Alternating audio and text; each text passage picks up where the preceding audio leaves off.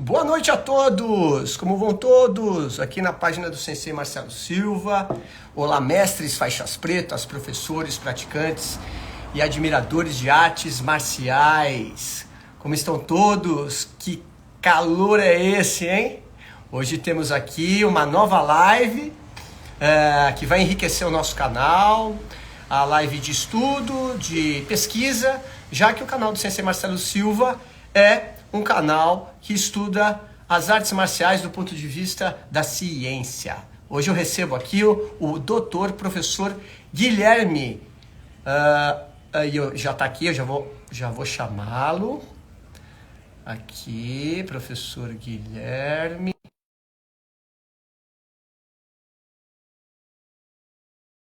Vou aceitar agora, professor. Ô, Cecilino, como vai? Bem-vindos a todos que estão chegando. Professor, boa noite. Boa noite, Sensei. Como vai? Tudo bem? Tudo bem? Tudo ótimo. Muito obrigado. A sua imagem ainda não apareceu aqui, professor. Opa, Sim. vamos ver aqui.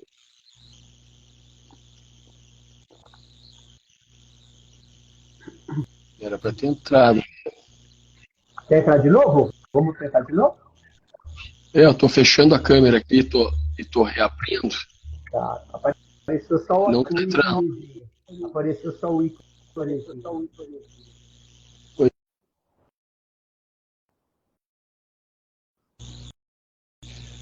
eu buscar aqui, ó, um atendimento aqui dos universitários aqui de. Ah, legal. Não está aparecendo a minha imagem aqui. Aê! Muito obrigado.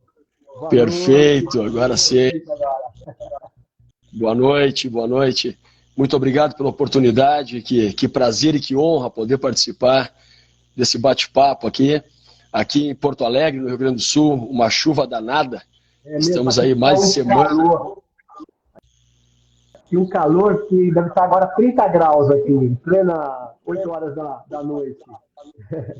Eu tenho visto nos noticiários aí que vocês estão sofrendo com calor, né? Muito. Professor, nós que agradecemos, eu agradeço em especial a disponibilidade da data e principalmente do horário. Eu sei que o senhor é muito atarefado, o professor universitário, dá vários cursos. Aliás, deixa eu aproveitar para apresentá-lo aqui para os seguidores, para o pessoal que acompanha o canal. Hoje eu estou recebendo o doutor, professor Guilherme Nogueira, que é doutor em neurociências do envelhecimento, dentro dos aspectos cognitivos e emocionais. Professor de neurociência do comportamento e da aprendizagem em cursos de pós-graduação, é fundador e coordenador do grupo de estudos dos aspectos neuroafetivos do comportamento e da aprendizagem. Além disso, pesquisador vinculado ao CNPq, Conselho Nacional de Desenvolvimento Científico e Tecnológico. Muito obrigado pela presença, professora. Tenho certeza que vai ser um papo bem bacana. Reitero que é uma honra para mim, um grande prazer também. Muito obrigado pela oportunidade. E faltou um detalhezinho no currículo aí. Eu sou faixa preta de karatê quinto dan, quinto grau. Shotokan, né? Shotokan. Então tem uma relação muito bacana com as artes marciais. Bacana, então sensacional. Acho que vai dar vai já poder fazer boas associações aí. Pô, então já vamos entrar, porque, poxa, que surpresa boa. Quando eu era adolescente, eu fiz karatê Shotokan aqui em São Paulo. O Sensei Ito, inclusive foi presidente, acho que da federação por um tempo, o Sensei Ito. Então, pô, já vamos entrar aqui. O propósito que eu estou trazendo o senhor aqui é que sempre me foi muito curioso entender as artes marciais. Aliás, tem um conceito, né, um conceito do Peter Pan, que é um pesquisador e historiador americano, que ele dá um conceito de arte marcial da seguinte maneira. ele fala que as artes marciais são um sistema completo de aprendizagem. E tudo que a gente pensa em termos de artes marciais, principalmente tradicional, remete a uma modulação, vamos dizer assim, do comportamento. Então, quando o senhor deu aquela aula lá no Palas Atenas, ao qual eu estou fazendo o curso de pós-graduação em ética, que foi uma aula magistral, assim, foi uma das aulas mais legais, na minha opinião, eu queria que o senhor abordasse, né, desse uma luz, colocasse uma luz em foco, justamente para aquilo que a neurociência tem de resposta, a gente tentar fazer essa ponte com se a gente pratica uma arte marcial tradicional e consegue fazer uma modulação do comportamento, a grosso modo falando, uma criança mais medrosa, mais acanhada, mais introvertida, começa a ter um desenvolvimento do seu aspecto extrovertido. E o contrário, uma criança mais briguenta, que foi o meu caso quando era criança, vivia em briga, respondão, acabei me tornando mais pacato, mais silencioso, mais controlado do ponto de vista da minha impetuosidade. Então, dentro do aspecto marcial, a gente sabe, das artes marciais tradicionais, sobretudo, que ela tem esse poder, né? Fazendo essa ponte, o que a neurociência fala para a gente que uma atividade como a arte marcial em questão de hoje, como que ela atua dentro desse aspecto neural? Como que é esse processo? Ou é só o fato de ser uma atividade física ou tem todo um comportamento por trás do ethos marcial, da questão da etiqueta? Com você, professor, por favor. Pô, sensacional. Agora tu me instiga aí, né, criando, fazendo associações, né, e eu não sei onde nós vamos parar, né, porque essas tuas colocações, as tuas perguntas aí, elas me trazem dentro de dois alicerces. Assim, né? Primeiro, o alicerce da arte marcial, já praticada desde os 9 anos de idade, estou com 51 hoje, tu imagina, né? E depois os estudos em neurociência e tal, que é uma outra área que eu sou verdadeiramente apaixonado. Mas a gente pode começar, né, fazendo essa relação do que normalmente as pessoas falam, né, sobre as artes marciais. Então, eu vou colocar meu filho na arte marcial, porque a arte marcial, ela direciona condutas sociais, né, mais bem organizadas, né, tira um pouquinho aquela perspectiva de comportamentos disruptivos, né, e tal, coloca dentro de perspectivas morais, né, e organização do funcionamento social muito melhor, ou seja, disciplina o indivíduo. É esse termo que a gente ouve as pessoas falar, né? Que a arte marcial ajuda a disciplinar o indivíduo. Pois bem, e agora eu começo então pela neurociência a costurar algumas coisas fazendo as relações. Primeiro a gente sabe, né, pelos estudos de neurociência, que uma criança que apresenta alteração do comportamento motor aumenta a probabilidade dele apresentar problemas cognitivos. Então, olha que coisa interessante, né? O nosso cérebro traz um programa geneticamente estabelecido que monta o nosso cérebro, né? E ao montar o nosso cérebro, coloca o nosso cérebro aberto às interações com o meio. Então, a gente sabe que muito dos efeitos modulatórios, talvez predominantemente os efeitos modulatórios do nosso cérebro, são dependentes de estímulo, ou chamado, né, estímulo dependente. Tá? E aí entra os contextos, né, trazidos aí das artes marciais. Primeiro, né, o aumento, a ampliação e a qualificação do arcabouço motor, o repertório motor. Tá? Isso, de uma forma bem rasa de avaliação, a gente vai dizer o seguinte: não, melhora a condição psicomotora do indivíduo, né? Dá a ele um repertório motor maior, isso já mexe, psicologicamente falando, com a autoestima desse indivíduo, então coloca ele numa condição de comportamento funcional, de funcionamento social, né, um pouquinho melhor. Mas não é só isso.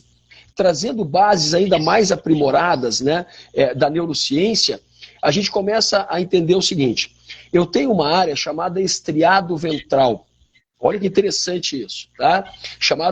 Também chamada gânglios basais. É uma área muito primitiva do nosso cérebro, tá? Mas que tem uma função maravilhosa, que é formar os nossos hábitos motores, formar os nossos padrões motores. Tá? E tudo isso dentro do que nós chamamos de praxias ideomotoras, aquelas praxias aquele comportamento motor que não precisa ferramenta, não precisa objeto, né? É realizado com o próprio corpo. É constitutivo do ser humano. Exatamente. Né? Isso. É aquela evolução, digamos assim, né? Da resposta reflexa para uma resposta motora intencional, volitiva. Né? Então, tudo isso eu tenho nas artes marciais. E eu tenho de forma muito bem organizada, muito bem planejada, muito bem sequenciada. Né? Imagine assim, né? É uma base organizada para atender uma sequência motora de golpes que exigem determinados momentos de equilíbrio, né? Equilíbrio dinâmico, equilíbrio estático, equilíbrio recuperado, enfim. Né? Isso a gente está falando da parte mais externa. Mas lá dentro do nosso cérebro, tá? Esses circuitos dessa área primitiva começam a formar o que nós chamamos de padrões de comportamento motor. E, sensei, isso é tão interessante, pensado a médio e longo prazo, tá? Que conforme eu vou utilizando o meu corpo para essas respostas motoras, eu não fico preso só no que diz respeito aos circuitos motores, mas também envolvem circuitos relacionados ao impacto afetivo emocional. Olha que interessante isso. Então, cada vez que eu faço um movimento, e esse movimento dá certo, isso tem impacto no meu sistema afetivo emocional, que nós chamamos sistema de recompensa. Então, eu vou produzindo a partir daí, né, o que nós chamamos de aprendizado motor por reforço positivo. Olha que interessante. E aí é que entra toda aquela organização disciplinar da arte marcial. Porque eu não vou fazer o que eu quero no ambiente. Eu tenho um plano de trabalho, um plano de aula, né? Eu tenho uma forma orientada de executar. Então, tudo isso, além de estar formando padrões motores, estão formando padrões motores de aprendizado por reforço positivo. Sensei, a gente parte para um outro circuito importante do nosso funcionamento social, que diz respeito ao córtex frontal. A última área a ser maturada e que é, na verdade, a nossa caixa de ferramentas para a vida social. É ali que eu vou extrair... Por favor. Parece que é uma região, inclusive, comparativamente, desde o processo evolutivo, desde lá dos primórdios, é uma região meio nova, né? Isso, a área, são as áreas, digamos assim, né, os circuitos mais novos, por isso que é chamado de neocórtex. Né? Ele é um embrião ainda comparado ao nosso sistema reptiliano, né, da evolução filogenética e tal, e do próprio sistema afetivo emocional. E isso é tão legal, sensei, que na verdade, são esses circuitos que fazem o controle inibitório e a regulação dos impulsos emocionais. E aí que entra essa parte fascinante da arte marcial. Porque a vida social não tem nada a ver com a nossa organização biológica. Olha que interessante isso. Eu tenho o que nós chamamos de impulsos afetivo-emocionais, ou impulsos de circuitos ascendentes. Né? Vamos falar assim, ó, vamos ver assim. Ó. Doce faz bem ao organismo? Bom, em grandes quantidades, não. Pode me levar ao diabetes, pode me levar, né, a síndrome metabólica, problemas cardíacos, né, uma série de problemas. Pois bem, mas o cérebro sabe que cérebro saudável é cérebro doce. Olha que interessante. E o meu sistema de recompensa, ele acaba se tornando dependente, ele vicia no doce. E quando eu falo em viciar no doce, é criar conexões neurais e proteínas que sinalizam a busca pelo doce. Vamos tentar depois entrar nessa parte mais das etapas, né, de consolidação da dependência. né? Da dependência química ou da dependência, né, de qualquer coisa. Mas fazendo esse trabalho trazido, por exemplo, de um ambiente organizado, como se tem nas artes marciais, eu também estou alimentando esses circuitos. Esses circuitos, eles começam a ter maior potencial de proliferação celular e conexão neural a partir dos 3 anos e meio, 4 anos de idade. Olha que interessante isso. Né? Então, eles também são estímulo dependente. Então, eu vou pegar a arte marcial de novo, né? Vou pegar o karatê ali. Quando a gente inicia a aula, a gente inicia dentro de um padrão. Todo mundo alinha e tem o 6A. O 6A significa ali todo mundo ajoelhar para fazer, né, o cumprimento inicial. Bom, então eu tenho uma ordem. Né? O que eu estou mostrando para o córtex frontal? Que a organização do meu comportamento não pode estar calcado somente em desenvolvimento de padrões de resposta. Mas ele precisa criar todo um arranjo sequencial. Ordenação, sequencialidade, e é isso que a gente começa a chamar de disciplina. Né? Então, além de eu estar aprendendo com a arte marcial, eu estou usando a arte marcial para educar o meu aprendizado. E claro, aqui eu não vou entrar nessas questões para não me tornar muito chato, né? Que envolve toda a parte de que envolve toda a parte de modulação neuronal, neuroplasticidade, né? Ou seja, é o cérebro criando arborizações, comunicações maiores dos seus ramos neuronais, né? E fortalecendo esse tipo de estímulo proveniente do meio. Por isso que é muito importante a organização do ambiente, a forma de se relacionar, né, professor, sensei, aluno, a forma de interagir, né, entre os partícipes do processo, né, a organização do planejamento da aula. Né? Eu costumo dizer que as minhas aulas ainda, quando eu estou em Porto Alegre, porque eu viajo, né, muito, né, e ainda eu criei uma escolinha de karatê numa escola aqui em Porto Alegre faz 30 anos. Professor, e quando eu estou em Porto Alegre, por favor, me dê o endereço para a gente divulgar. É tão importante isso para todos. Sensacional. E eu costumo dizer que ali nós temos um método formativo educativo. Tá? Ele não tem propósito competitivo, né, de alta performance. Né? Mas o que a gente vê ali? Né? A gurizada começa a entender que nós temos etapas da aula bem definidas e bem estabelecidas e bem clarificadas. Então nós iniciamos com os cumprimentos formais, depois nós fazemos uma brincadeira, ou seja, olha a ludicidade, olha o prazer envolvido, né? Jogando para o ambiente a questão do lúdico, do prazer, da recompensa, da melhora do humor. Porque quando a gente fala em melhorar a ludicidade, melhorar o humor, mesmo na arte marcial, tá?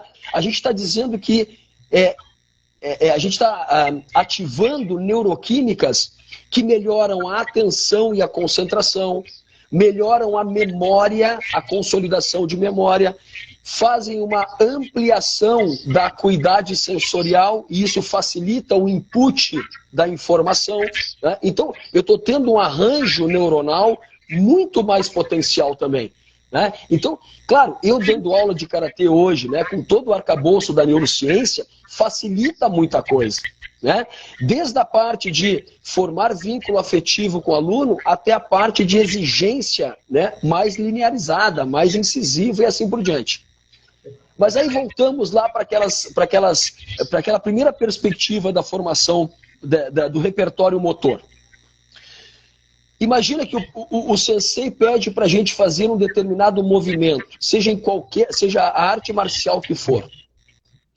Essa área, sensei Marcelo, chamada gânglios basais, que forma os nossos padrões de resposta comportamental, que vão me dar o aprendizado motor por reforço positivo e que mais tarde o córtex frontal vai utilizar como arcabouço de insumo de recursos para as tomadas de decisão em princípios ético e morais. Olha que interessante. Por isso, formar bons hábitos é de fundamental importância para que eu tenha um bom funcionamento social. Isso é básico e a arte marcial me coloca numa condição muito bem organizada, né?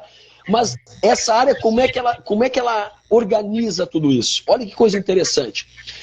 E agora eu vou fazer um parênteses e vou pedir escusas para os nossos ouvintes aqui, para os nossos parceiros de live, né? Porque agora eu vou entrar bem em questões específicas do cérebro. Tá? Então me permitam aqui dar uma complicadinha para depois a gente fazer um arranjo facilitatório.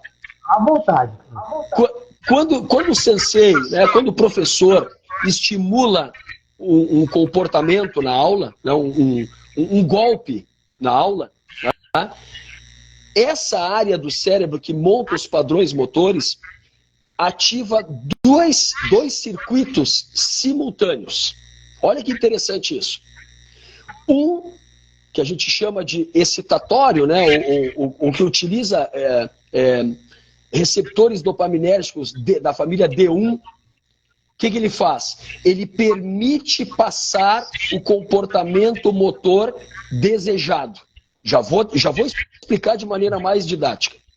E, simultaneamente, com esse estímulo do professor, está tendo a ativação do circuito inibitório, ou seja, inibindo comportamentos não desejados ou que entrem em conflito, digamos assim, com aqueles padrões desejados. Então, o que eu estou fazendo? Né? Eu estou criando hábito motor para aquilo que eu quero e, ao mesmo tempo, inibindo respostas motoras, né, conflitantes. Para as pessoas entenderem bem isso aí, né, eu vou fazer esse movimento aqui, ó, de tremulação da mão. E se eu pergunto para o pessoal que sintoma é esse, todo mundo vai poder me dizer que é um sintoma parkinsoniano, um sintoma do Parkinson. Né? Esse é um problema nessa via inibitória lá dessa área que nós, da arte marcial, também utilizamos para organizar, para ensinar, para aprender os padrões motores. Então, imagine que eu consigo, com o Parkinson, pegar uma caneta. Consigo, mas com dificuldade. Por quê? Porque o circuito inibitório, né, não consegue frear a resposta motora conflitante. E quando eu trabalho isso no dojo, quando eu trabalho isso na arte marcial, o sensei às vezes não vai se dar conta, e provavelmente, né, muitos não vão se dar conta porque não entendem de neurociência, mas ao exigir um comportamento motor desejado, automaticamente você está também trabalhando, né, a inibição dos indesejados.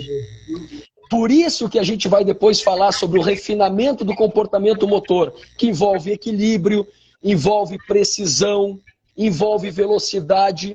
Né? Bom, tudo isso não só refina o comportamento motor lá no cerebelo, que é a parte de refinamento do comportamento motor, mas ele também ajusta tudo isso nos sistemas de controle inibitório frontal, que envolve a parte de planejamento, se o movimento deu errado, busca de alternativa.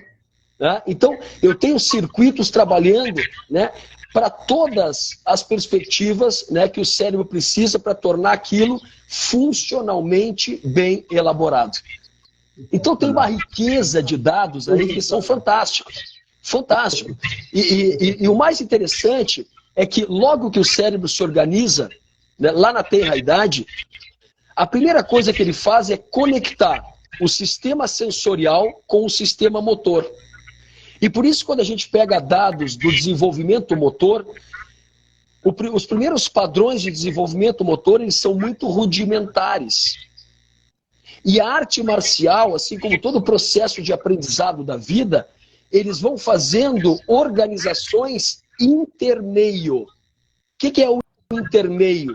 Entre o sistema sensorial, o sistema de entrada, e a resposta motora. E isso não deixa de envolver também um sistema afetivo emocional. Porque as alavancas motivacionais do humano trazem o quê? Ser eficiente na vida é altamente motivacional para o cérebro. Então, se eu vou aplicar um golpe, e eu aplico esse golpe com precisão, e isso me gera autorrealização, me gera recompensa, eu vou organizando esse padrão e essa conduta comportamental também para a vida. Saber esperar o momento, saber aplicar o golpe até uma determinada distância, não passar dessa distância, saber puxar o braço ou a perna no momento correto, inibir uma segunda ou terceira resposta motora, tudo isso serve não só para frear os processos motores, né, do golpe, mas também da vida. Por que isso, Sensei? Porque parte dos circuitos neurais que nós utilizamos para gerir os conflitos intrapessoais, nós usamos para gerir os conflitos interpessoais. Olha que interessante. E eu vou chegar. É esse ponto que eu tenho uma pergunta, e que essa semana foi muito interessante, que eu fiz um comentário num post de uma pessoa que eu sigo.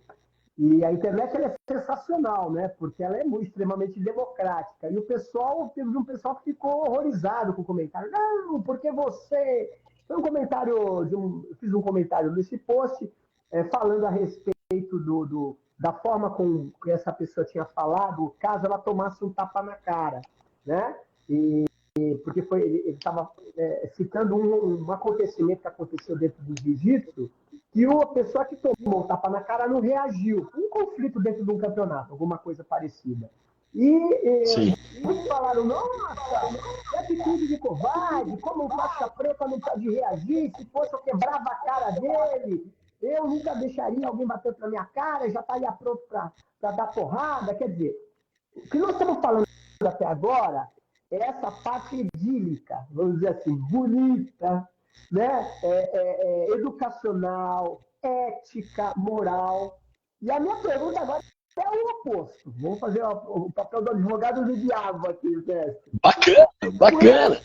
Quando que é que acontece, neurofisiologicamente falando, que a conduta, a postura, a ação para essa relação social, essa relação extrapessoal é dita de uma forma completamente imoral, uma forma dita completamente violenta, descabida, desproporcional, né? Que é o que a gente vê.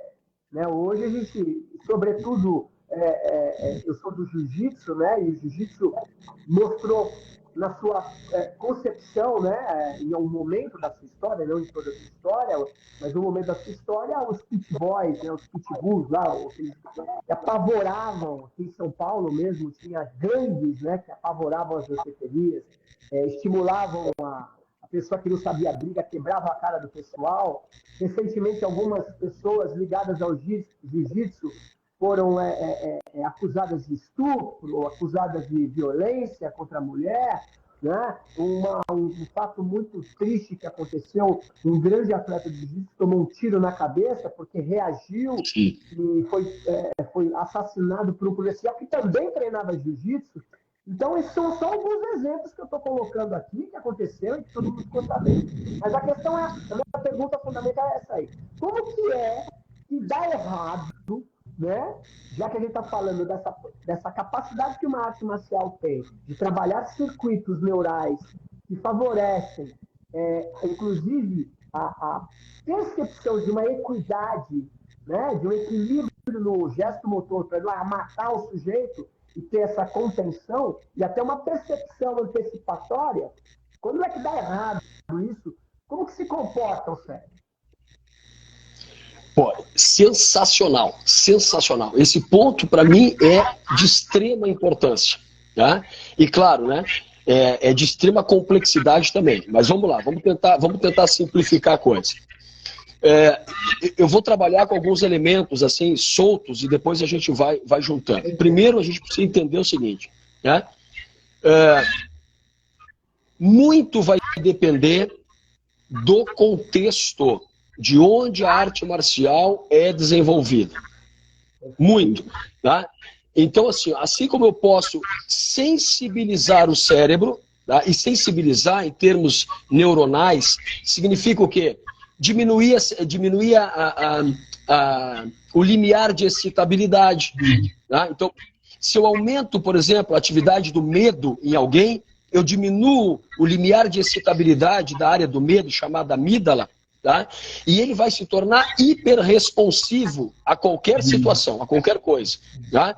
Aí você vai enxergar aí também o transtorno de ansiedade, né? O impulso comportamental, a falta de freio inibitório, uma série de coisas. Tá?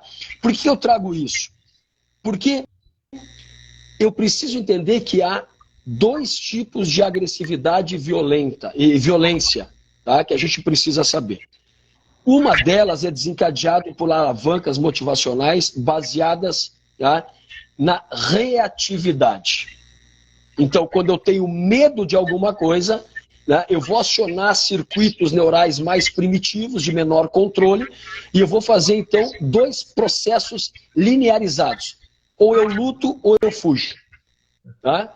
Agora, dependendo de como esse contexto é organizado, eu posso estar dessensibilizando os cérebros dos meus alunos para a empatia, para a preocupação empática.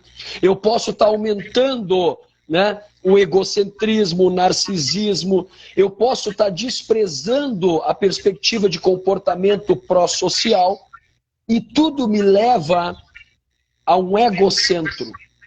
E isso me leva a uma outra agressividade e violência muito perigosa, Sensei, que nós chamamos de agressividade e violência proativa, ou chamada intencional. Então, tu imagina se eu coloco isso dentro de um cérebro assim, eu me reconheço, tenho uma boa autoimagem e sei da minha capacidade pelo jiu-jitsu, né, de superar qualquer pessoa numa briga. Se eu não tenho um bom arcabouço empático, de preocupação empática, de sensibilidade a um comportamento pró-social, tá? Isso me leva a uma impulsividade de resposta agressiva volitiva, intencional. E aqui eu quero deixar um outro detalhe importante. Não culpem, pelo amor de Deus, não culpem a testosterona.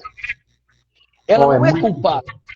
A testosterona, assim como qualquer neuroquímica, qualquer hormônio, eles não criam a agressividade. Mas muitos da nossa live aí vão daqui a pouco estar dizendo assim, não, só um pouquinho que o neurocientista está equivocado. Por quê? Porque os estudos mostram que, tá, indivíduos, né, principalmente os homens, né, que trazem maiores níveis de testosterona apresentam maior probabilidade para a agressão e a violência. Ok. Mas ela amplifica aquilo que a base de educação e aprendizado vai sendo organizada. Perfeito. Então, olha que coisa interessante. Isso é de uma beleza neurofisiológica e de uma importância educacional. Por favor, repete essa frase que eu vou anotar. Aliás, vai ficar gravada essa live, viu? Por favor, sensacional. Por favor. Vamos lá. Então, olha só, né? O refinamento da nossa circuitaria depende do aprendizado. É o que nós chamamos aí, né, estímulo dependente. Tá? Então, o problema não está no nível de testosterona ou no nível de neuroquímica que eu tenho no cérebro. Porque elas vão amplificar aquilo que eu já trago como base comportamental. Trazida de onde? Do meu histórico vivencial. Então, Sensei, o que eu quero dizer? Que mesmo no treino, tá, eu aplico um golpe num colega de treino, tá, e o golpe foi bem aplicado. O Sensei me reconhece aquilo, me elogia, No sistema emocional afetivo do Guilherme, isso gera recompensa. Quando eu falo que gera recompensa, aumenta os níveis de atividade de neurônios dopaminérgicos numa área chamada núcleo accumbens. Então isso me motiva, aumenta a minha atenção para aquilo que eu fiz, né? Me alavanca cada vez mais vontade de fazer aquilo como eu fiz, né? Fazer em outros momentos. No entanto, se eu machuquei o meu colega, e isso também não é salientado para que eu possa ir ali pedir desculpa, ajudar a fazer o reparo no dano com o colega e tudo mais, essa parte fica dessensibilizando. E o que eu estou fazendo? Hipersensibilizando o ego, a autorrealização, e dessensibilizando os circuitos neurais relacionados com a empatia e preocupação empática. E isso gera um problema na conduta social gravíssimo, né? É o que a gente vê hoje na sociedade. Está tudo muito egocêntrico, estando bom para mim, o resto que se dane, né? E quando a gente vê pela neurociência uma avaliação sobre esses cérebros, a gente vê que tem características análogas a um cérebro de um psicopata. Exatamente. Que é isso, baixa empatia, auto-narcisismo, auto-egocentrismo e desprezo pelo comportamento pró-social. Mas me permita, professor, me permita colocar uma outra pimenta agora na nossa conversa. Por favor. Eu vou para o outro lado agora. Se alguém...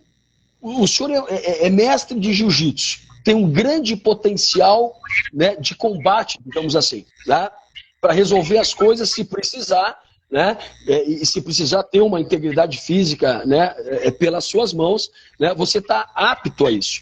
Bom, e digamos que alguém lhe dá um tapa no rosto. Eu vou lhe fazer a seguinte pergunta antes de qualquer desencadeamento interno para outra coisa. Eu só vou lhe perguntar assim: isso é justo? Você considera justo levar um tapa no rosto assim, sem motivo, ou mesmo com motivo, levar um tapa no rosto, né? Que claro, que não seja numa luta formal. Não. O que eu quero dizer é o seguinte: o sentimento, aí eu estou falando de sistema afetivo emocional. Eu não estou falando em sistema racional, cognitivo. E, aliás, nós não controlamos, né? Esse sistema a gente não tem absolutamente controle, né, mestre? Nós temos controle em parte pelo sistema racional. Aí é que entra a disciplina, que eu vou fazer um arranjo final em cima disso, dessa circularidade, né? Que é o seguinte: o sentimento, e quando eu falo em sentimento, é afetivo emocional, o sentimento de injustiça diminui bruscamente a liberação de uma neuroquímica chamada serotonina no cérebro. E isso alavanca um sentimento de raiva. Olha que interessante. Aí, sensei, é que entra a outra parte da disciplina.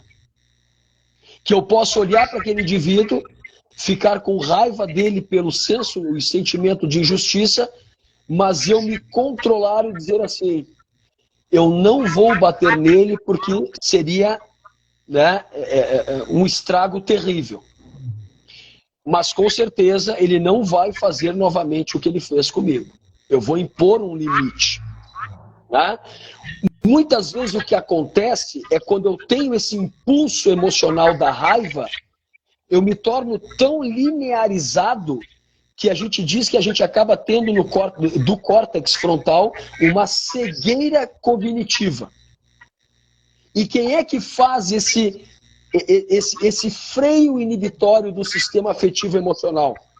É uma área atrás dos nossos olhos chamada órbito frontal, que, claro, também exige treinamento. Exige lá no treino saber esperar o seu momento para falar, saber esperar o seu momento para aplicar o golpe, saber o seu momento no tatê, para os mais graduados levantarem antes de eu levantar. Tudo isso, Sensei, eu estou ajudando a aumentar a atividade desses circuitos que fazem e ajudam o freio inibitório. Agora, é claro que dependendo do meu histórico vivencial, né, eu vou ter maior ou menor controle. Dependendo das circunstâncias, eu vou conseguir maior ou menor controle. Mas a gente sabe que quando eu estou sequestrado pela paixão ou sequestrado pelo estresse e pela raiva, eu diminuo a capacidade de processar tudo isso de maneira racional.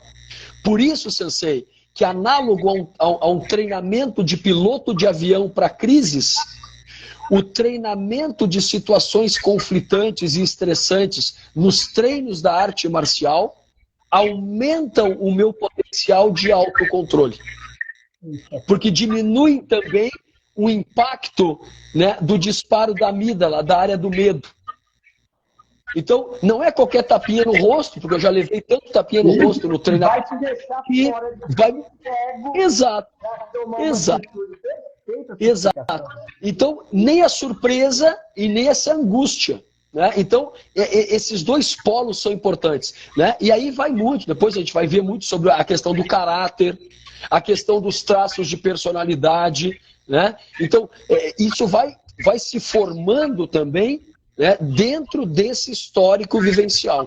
E isso é tão legal, tão interessante trazer também para a arte marcial, e eu reitero o agradecimento pela oportunidade aqui, porque uma coisa que eu sempre usei muito com os meus alunos: antes de qualquer golpe aprendido, antes de qualquer movimentação aprendida, a gente precisa formar vínculo afetivo seguro.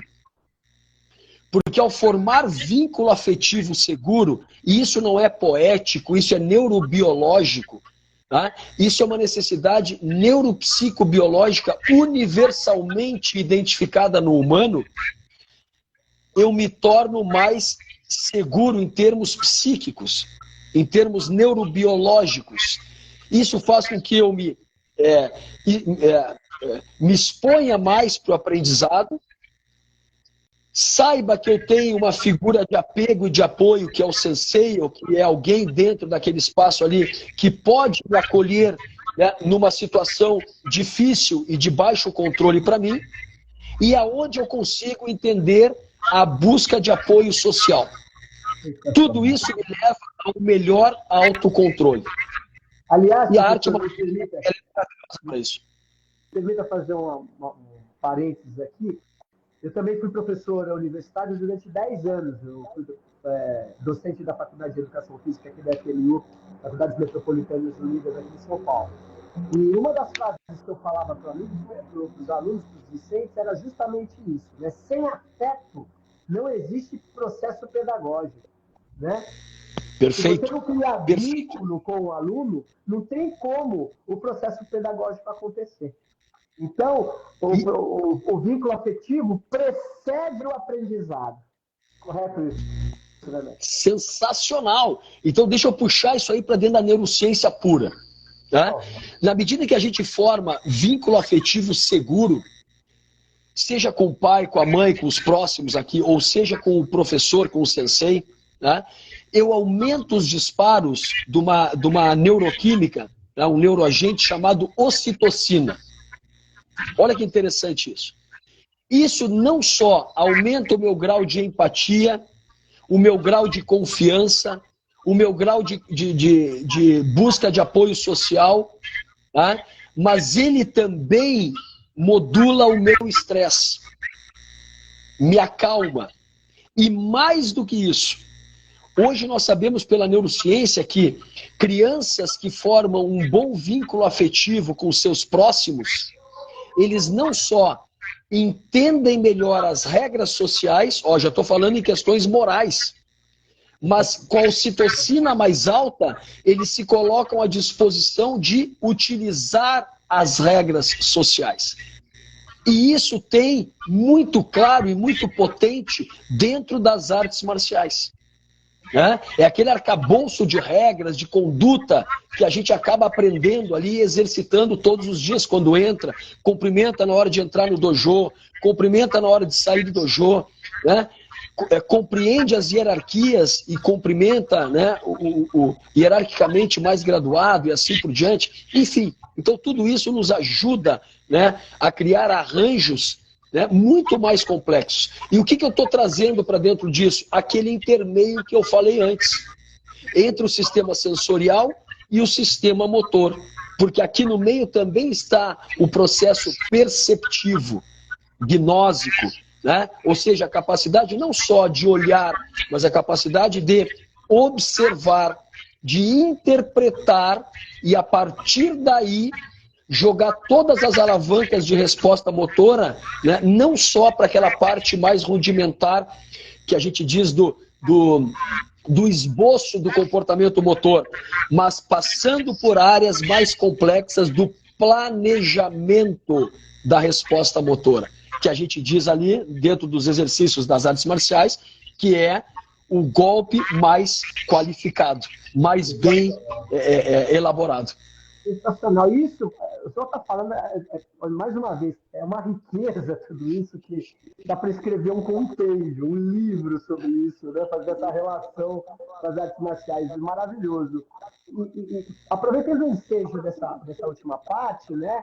O que me atravessa aqui, se eu estiver errado, o senhor, por favor, pode me corrigir, é que o próprio processo evolutivo, biológico, social, e que eu faço essa ponte com o processo evolutivo das artes marciais, que antes tinha a sua gênese baseado num conflito real, ao qual se formava um exército, se treinava técnicas para combater, a partir desses elementos disponíveis do próprio processo neural, que está em evolução, assim como, aí fazendo uma transcendência, está em evolução como o universo que ainda está em expansão, né?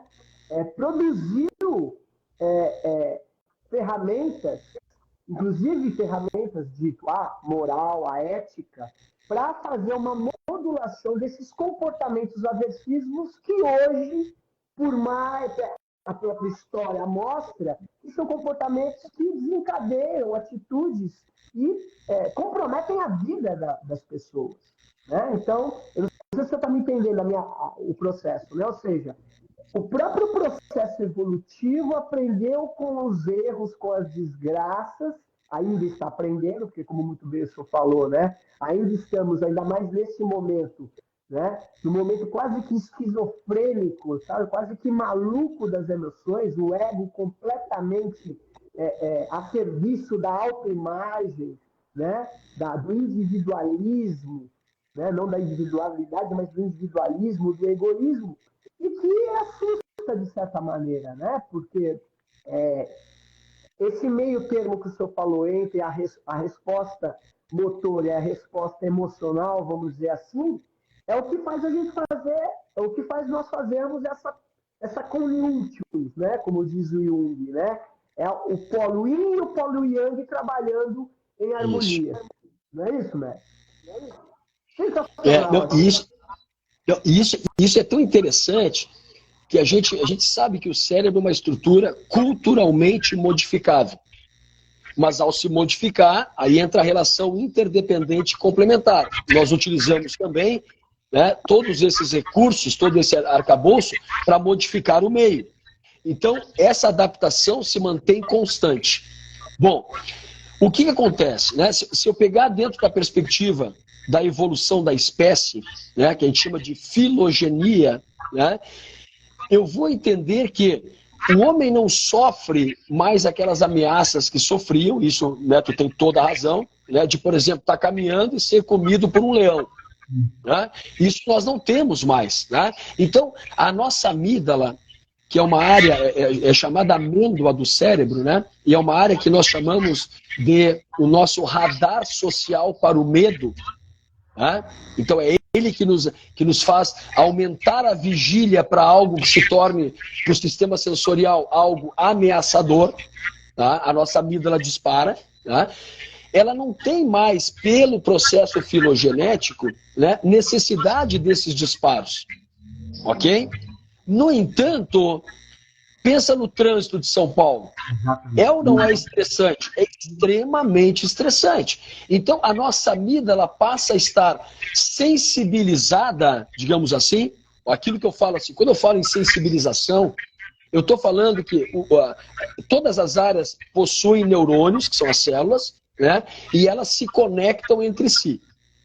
E a comunicação entre elas é por estímulo, então, químico e elétrico. Elétrico dentro dos neurônios, né, através do ramo interno do neurônio, e depois uma descarga, né, de agentes químicos para fazer a comunicação entre eles. O que eu quero dizer é que esse contexto estressante, ele também modula essa comunicação, tornando o limiar de excitabilidade da minha amígdala menor. Então eu me torno mais estressado. Aí entra também o papel da educação, entra o papel da arte marcial. Porque se eu tiver um espaço que eu possa exercitar o meu cérebro, a minha amígdala, digamos assim, né, para aprender a controlar esses medos reais, tá, eu também vou aprender a controlar os medos irreais. Por que isso, Sensei? Porque a gente costuma dizer assim, ó, a arte marcial ela também nos potencializa em termos de autoestima, né? Superação, resiliência, né? Enfim, né? Isso é psíquico, né? Mas não deixa de ser neurobiológico. Tá? Mas olha que interessante, né? Ao me fortalecer com essas coisas, eu também estou me prevenindo de ameaças irreais, porque a nossa amígdala comete erros também.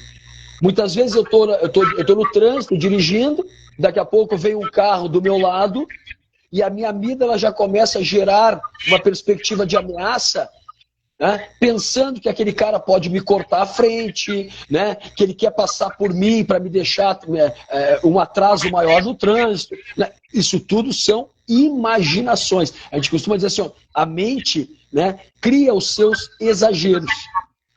Então, o exercício da arte marcial, o exercício diário, até mesmo de pensamento, nos previne dessas desorganizações, digamos assim, neurobiológicas e, consequentemente, psicológicas. E o mais interessante de tudo isso é também o que se fala na aula, na arte marcial. O que se produz em termos de pistas subliminares, que também são captadas pelos sistemas sensoriais e que impactam na tomada de decisão. Então, por exemplo, se eu te disser assim, eu vou te vender um remédio que ele tem 95% de eficácia. O teu cérebro ativa os sistemas de recompensa e diz assim, Sensei Marcelo, compra esse remédio que é muito bom. Agora, se eu disser assim, Sensei Marcelo, eu vou lhe vender um remédio que ele tem 5% de efeitos colaterais ou risco, né, de morte. O teu cérebro aumenta a atividade da área do medo e faz tu frear a motivação para a compra. Olha que coisa interessante. Então, até a forma como a gente fala as coisas, né, no ambiente tem impacto modulatório no nosso cérebro. Olha que coisa interessante. Porque assim como nós formamos padrões motores, eu formo padrões de pensamento. Olha que interessante isso. E isso são circuitos, né, neurobiologicamente falando.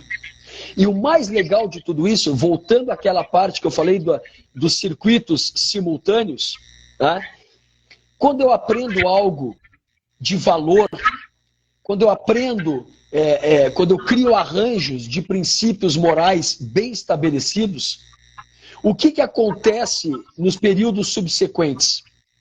Eu posso até ser estimulado com outros tipos de valores, outros tipos de estímulos. Mas há no cérebro o que nós chamamos de competitividade neural. Olha a importância da arte marcial bem trabalhada. Na medida em que eu monto padrões motores e padrões de pensamento e padrões de conduta social, qualquer outras coisas que me forem colocadas, tá, elas vão ser assimiladas, mas elas vão competir com aqueles circuitos que já estão consolidados. Se as pessoas aqui ainda não acreditam nisso, pensa a dificuldade que é aprender uma segunda língua lá na maturidade. É muito mais fácil tu aprender duas línguas lá na tenra idade, quando eu ainda não consolidei os circuitos da língua mãe, do português, por exemplo. Porque depois que eu consolidar, eu posso até aprender o inglês, mas eu tenho que pensar em português para traduzir para o inglês. Olha que coisa interessante. E os hábitos comportamentais, a conduta social, ela não é diferente. Né? Eu posso sofrer influências, né, em períodos subsequentes da vida, né, mas elas vão competir com aquilo que está arraigado enquanto hábitos comportamentais. E tudo isso envolve neuroquímica, circuitos neuronais, proteínas específicas. Deixa eu aproveitar uma pimenta que quando tu falou da filogenia, né? Por exemplo, o nosso cérebro é ao mesmo tempo intrigante e fascinante. Quando a mamãe está grávida lá, tá? O cérebro do bebê aumenta a proliferação de neurônios de ocitocina. A nossa biologia é tão fascinante que no cérebro da mãe e do pai também, exatamente para a gente dar mais atenção, né, ao novo ser ali, né, e ter impulsos motivacionais maiores do que diz respeito à preocupação empática. Olha que interessante. Tá? Agora, claro, tudo que é demais passa a ser prejudicial. Se eu, como um praticante de arte marcial, desenvolvo um senso de empatia maravilhoso, acima da média e tudo mais, né, me torno hiperempático, isso pode gerar em mim um aumento de estresse. Isso pode gerar em mim o aumento da probabilidade de desenvolver depressão. Olha que interessante. É como se eu perdesse um pouco, né, da autogestão. Olha que interessante isso. Mas, ao mesmo tempo, o exercício de comportamentos pró-sociais retroalimentam no nosso cérebro a liberação dessa neuroquímica. Então, isso também é estímulo dependente. Sensacional. Então, ao mesmo tempo que eu estimulo para competir, e não há competição saudável, porque é um em detrimento de outro, né? Eu posso estimular, né, a relação de interdependência e complementaridade. Há muito tempo atrás, eu ouvi uma frase do Gustavo Kirten, que eu achei fantástico, assim, né? Ele disse que se preocupava em ganhar do adversário, porque era competição, mas no final do jogo, ele sempre se preocupava em agradecer ao adversário, porque foi quem oportunizou ele, né, a jogar e a sair naquele momento ou em outro, né, com a vitória. Então eu não posso perder, né, esse senso de reciprocidade. Por que isso, Sensei? Porque quando a gente fala em códigos morais, tá, eles estão calcados em duas facetas principais. Uma delas diz respeito ao cuidado com o outro. Essa empatia que a gente está falando, ao cuidado, à busca pelo bem-estar do outro e assim por diante. Agora, a outra faceta da moral diz respeito ao quê? Ao sentimento de justiça. Por isso que eu trouxe aquela questão. Não, só um pouquinho. Se eu precisar ser agressivo para manter a minha integridade física, ou a integridade física do meu amigo Sensei Marcelo, em algum momento, eu vou fazer.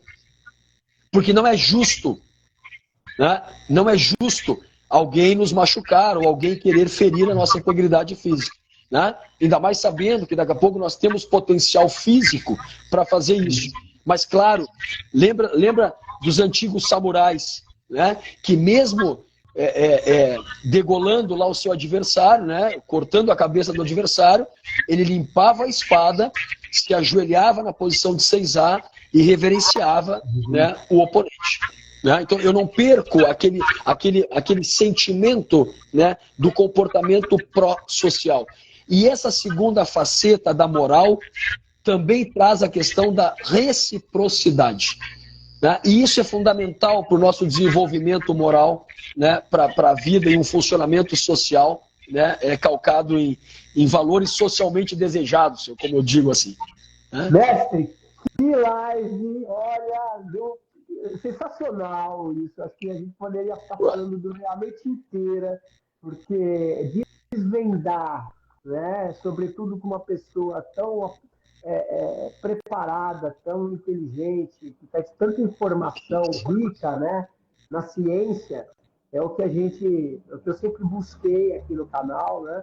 Então, hoje eu tenho a gratidão e a alegria de que você compõe essa live, uma série de outras lives com outros mestres, outros doutores que fazem desse canal aqui um canal que tem, acima de tudo, um caráter educacional e, sobretudo, um caráter humano, né? E como o senhor muito bem falou, né? Tudo que gere a nossa vida passa por essas questões que envolvem a neurofisiologia, né? A neurociência. E que hoje a ciência está mostrando, comprovando, né? E deixando para a gente joias, né? Aliás, essa live é uma joia para todos nós aqui, para a gente se deleitar e ver quantas vezes quiser, porque nós vamos deixar gravado isso aqui lá no YouTube também. Enfim, Messi, eu quero agradecer demais, assim, olha, acho que esse ano foi uma das lives mais legais que eu fiz aqui, e agradecer muito aí o seu tempo e as suas explicações formidáveis em relação aos nossos assuntos aqui. Mas não faça isso, o agradecimento é todo meu. Muito obrigado pelo carinho, muito obrigado pela paciência do nosso público aí, né, porque né, eu começo a falar, me empolgo, né, e gostaria de aproveitar. O hiperativo não quer parar de falar, ainda mais um hiperativo apaixonado, né, pela sua área, como eu sou, não quero parar de falar. Mas a gente poderia navegar, né, numa outra questão que é interessante também, que é o seguinte. Há muito tempo na verdade, eu comecei meus estudos, né, fazendo correlações entre marcadores inflamatórios, né, e circuitos cognitivos. Olha que interessante isso. Então, a gente sabe que, né, pela neurociência, marcadores inflamatórios, eles disfuncionam proteínas específicas do principal neurotransmissor excitatório do cérebro. Isso causa uma série de problemas, né? Alterações cognitivas, né? Aumento da probabilidade de declínio cognitivo e demência, né? Neurotoxicidade, uma série de coisas. Né? E a gente sabe, por exemplo, que o estresse aumenta marcador inflamatório. Sensei, isso é tão maluco que eu tenho um artigo publicado fora falando sobre o aumento de marcadores inflamatórios, né, que desencadeia o aumento do cortisol, que é o hormônio do estresse, né, e esse excesso de cortisol leva à osteoporose. Olha que maluquice, né? Agora, olha que interessante isso, né? A atividade física, ela não só diminui marcadores inflamatórios, mas ela aumenta marcadores anti-inflamatórios. Então aí entra o contexto da arte marcial como atividade física. Associado ao que nós falamos, por exemplo, vínculo afetivo, a ocitocina também ajuda a diminuir marcadores inflamatórios, melhora e potencializa a neuroquímica do bom humor, né? Então dá uma condição para o indivíduo, né, de salutaridade não só mental, mas salutaridade cerebral, né, neurobiológica muito maior. Então, muito obrigado. Eu que agradeço, né? Eu que agradeço mesmo. Aliás, fiquei mais feliz ainda por saber que você é um parceiro das artes marciais, mestre Kim Dan. Osso para todos nós aqui. Pessoal, que maravilha. A live aqui, eu quero agradecer de monte a presença de vocês ao vivo e agradecer mais uma vez essa videoaula aqui, essa aula faixa preta. Aliás, faixa preta não, faixa vermelha.